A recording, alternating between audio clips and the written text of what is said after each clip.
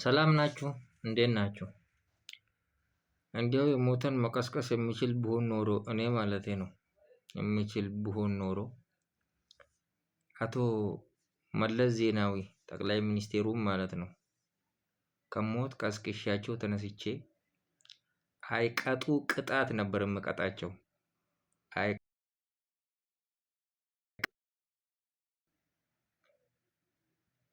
የ1984 ዓመተ ምህረት ትውልዶችን የገደሉ በዕጣ ፈንታቸው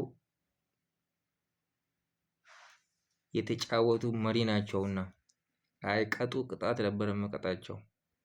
በእያንዳንዳቸው የደም ስር መርፌ የሰካው ቀዳዳ እያበጀው ደማቸው ተንጠባጥቦ እንዲያልቅ ነው የማደርገው ነበር። አይቀጡ ቅጣት ነበር የምቀጣቸው።